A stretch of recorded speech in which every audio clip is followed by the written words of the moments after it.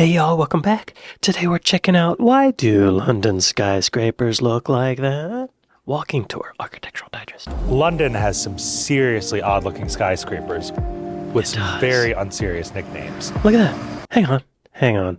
Look at that. What's up with that? Seriously odd-looking skyscrapers with some very unserious nicknames.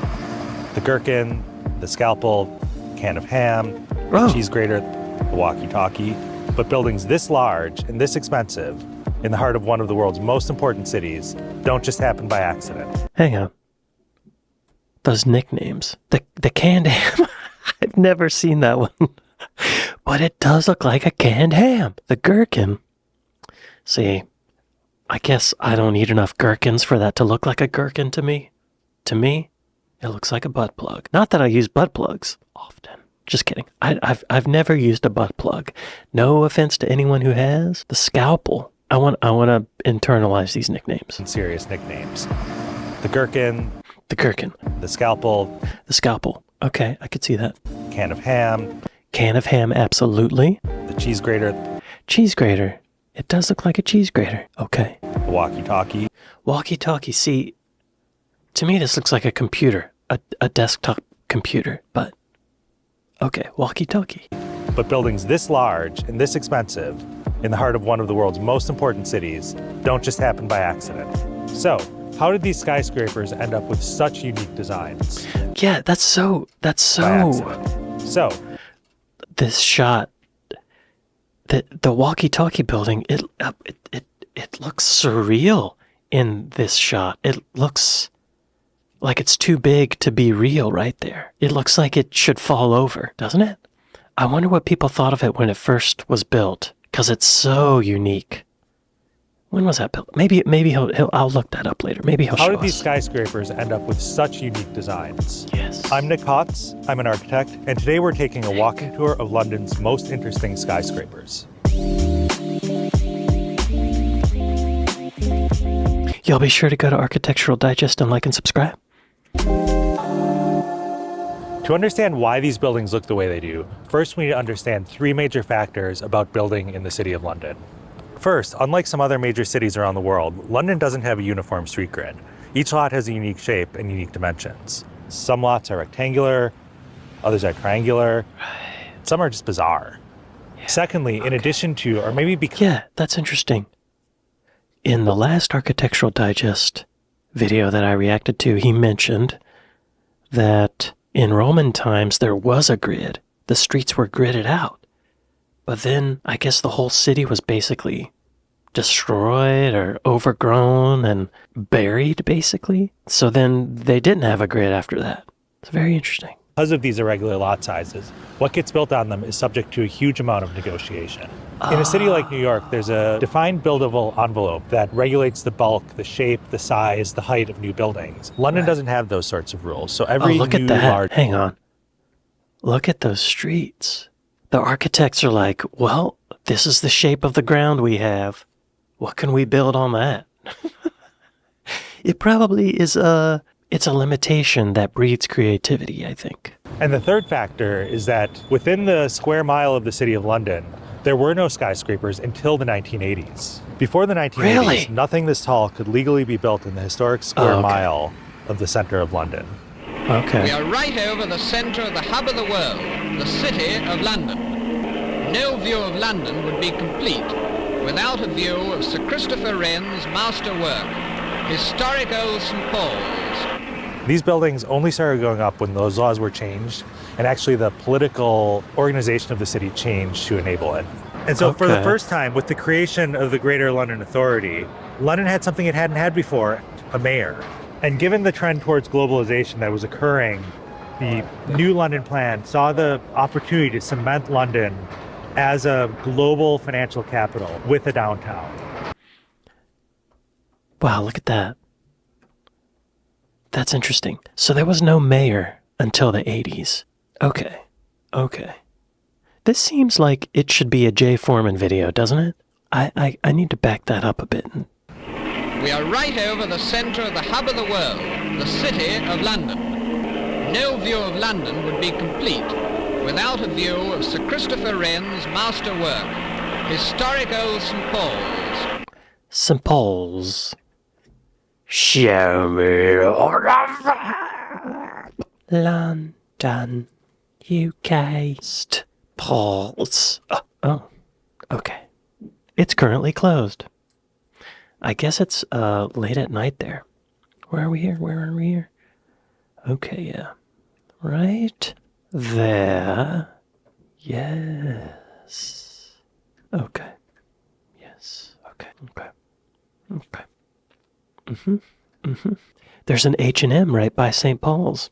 Cheap clothes. Why didn't London have a mayor until the 1980s? Well, the City of London, the square mile, has had a Lord Mayor for centuries. The idea of a single elected mayor for the entire Greater London area is a relatively recent development. I know, that's why we're asking, right? Right? Thanks, robot. Here's a breakdown of why.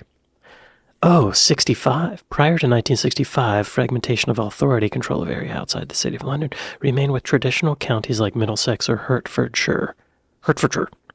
1965 to 1986, the Greater London Council, the GLC, established by the London Government Act of 1963, provided a top-tier administrative body for Greater London. However, its head was known as the leader of the council, not a mayor. Okay.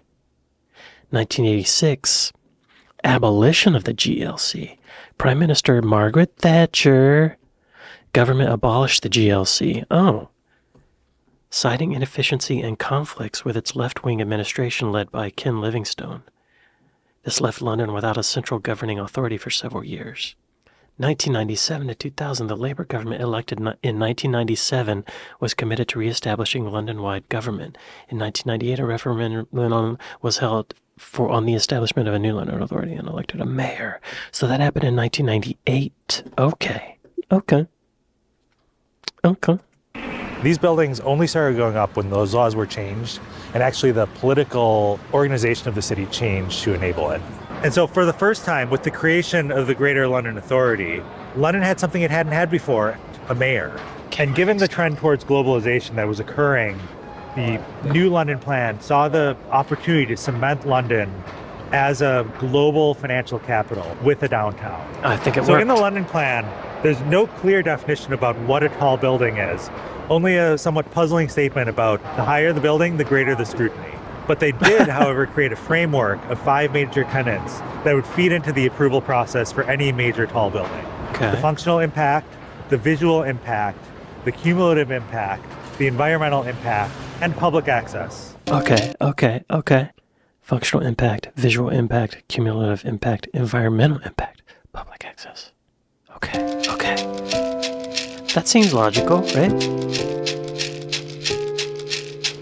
This is 30 St. Mary Axe. Known to many as the Gherkin because it looks like, well, a pickle. But there's actually a good reason why it looks like this. This was designed by Lord Norman Foster and completed in 2001. This was designed to be a symbol of sustainability.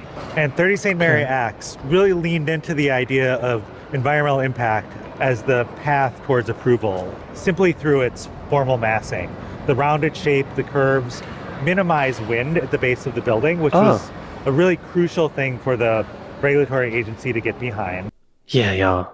In a big city, I know like in New York City, sometimes the wind is wild. Okay, great story. And the second of these was really about the performance of the building in terms of environmental responsibility. Oh, hang on. Let's back up. In this shot, it looks kind of small, doesn't it?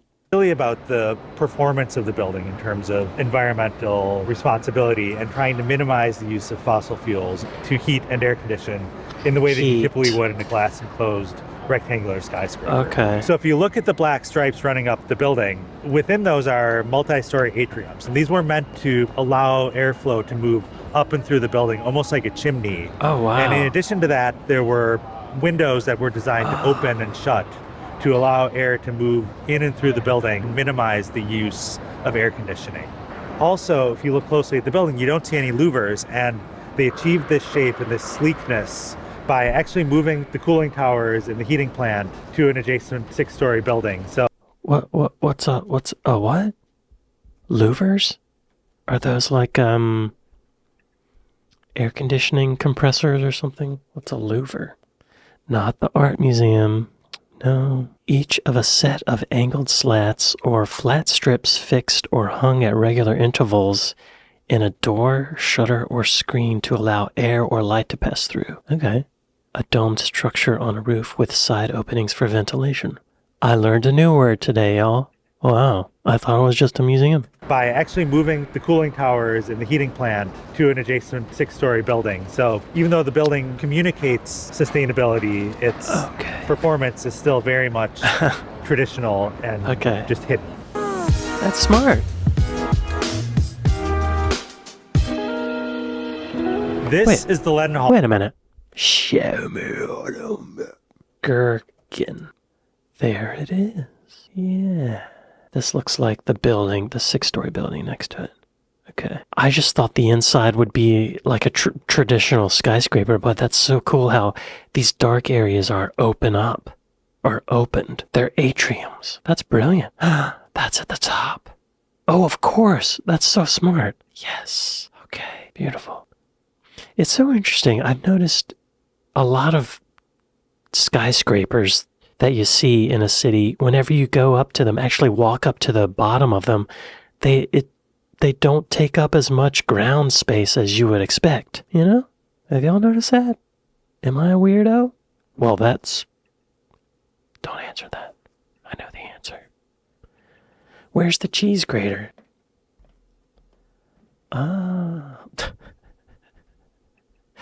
The Lenin Hall building. Is this it? Yes, it is. Okay. All right. Cool. This is the Lenin Hall building, which some people have taken to calling the cheese grater. This building was designed by Richard Rogers and Partners and was completed in 2013. The design here might look like an odd choice, but it makes a lot more sense if you look at it up against another building. St. Paul's Cathedral is just a few blocks away, and the shape of the Lenin Hall building is actually a gesture of respect, looking back towards St. Paul's Cathedral. So thinking back to the approval guidelines in the City of London for a tall building, the visual impact is one of these core tenets, and this is the one that the Lenin Hall building really leaned into. Across London, there are these protected view corridors, essentially making sure that St. Paul's is visible from various vantage points across the entire metropolitan region. And these view corridors, in the approval for any tall building, need to be kept clear, both in front and behind. Working on top of London's tall buildings is... My gosh, that's, I'm impressed that they would take that into account. I don't think they do that in New York, you know? Not the most comfortable of jobs. But when the sun shines and the air's clear, the views around and below are well worth compensations. Looking across London, St. Paul's stands out with proud dignity.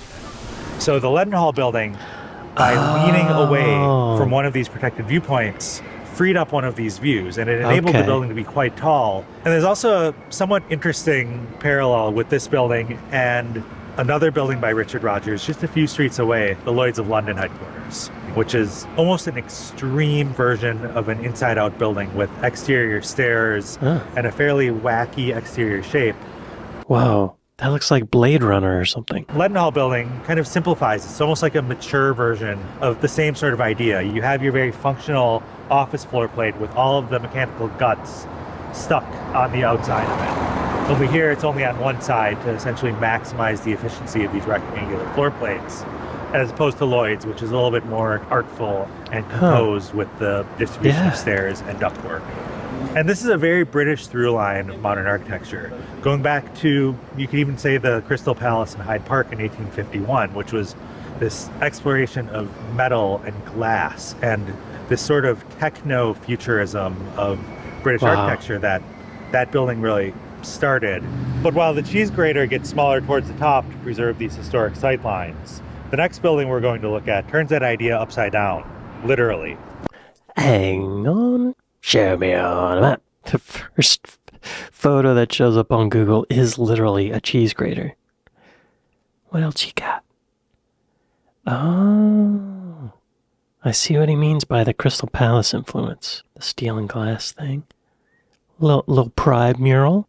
Yes. Oh yeah, I bet you could see the Gherkin from the Lenin Hall building, right? And the, what's that called again? The scalpel. Okay, Yeah. Oh, and there's that building across the road from it. That does make a very eye-pleasing clump of buildings. Oh, an installation. The Gherkin. Yes. Oh, that's cool. An installation.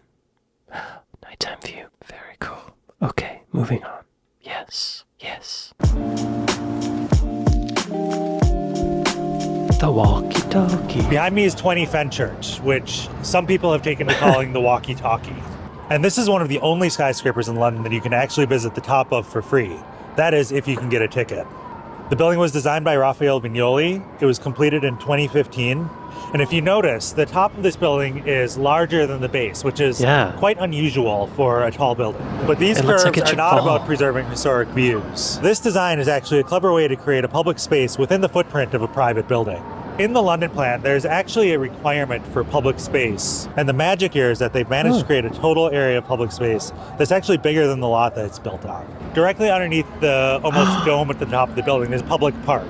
So it's actually interesting that the top of the building is the size of the lot and the bottom is smaller. It's the opposite of what we're used to when we think of tall buildings. Look at that view. Get smaller as you ascend. And because of this essentially trick of geometry, there's about 1.5 times the amount of public space than the lot even contains. Wow. One of the other aspects of the visual metrics for any tall building getting permission for the London plan is actually design quality. Because there wasn't a set visual metric that this was assessed against, what the developers ended up doing is actually hired other famous architects, including Jean Nouvel, who did not design this building, to essentially write an ode of praise towards the building design, saying this would be a contribution to generations of Londoners to build this quote-unquote masterpiece. And this is just a small bit of what it takes to build a skyscraper in a city like London. Wow. Hey, that's the end? There are at least a couple more buildings. They only talked about 3 buildings. The hell? Walkie Talkie. That's amazing. No wonder it looks like it's gonna fall over. The top is bigger than the bottom. Wow. That atrium. Oh, are they inside of it?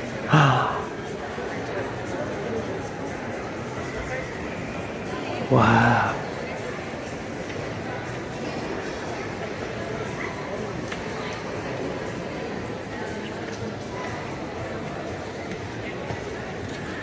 I want to go up there. I want to go up there. Oh, blackness. You can see the cathedral from there. Oh, wow. Oh, look. From the walkie-talkie, you can see the gherkin, the scalpel, and the cheese grater. Never thought I would say that sentence in my life. What about the shard? What about the scalpel? Wait. Wow.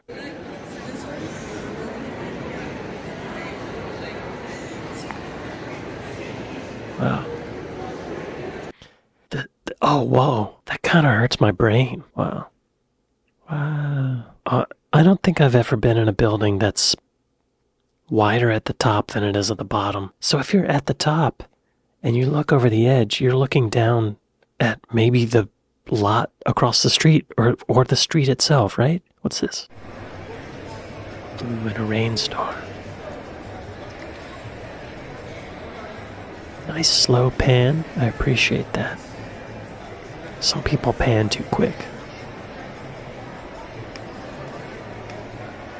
Is there like restaurants up there?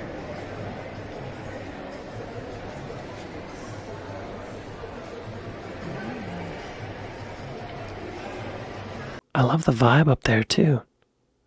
Feels like a mall food court, but a really nice one. Sky Garden.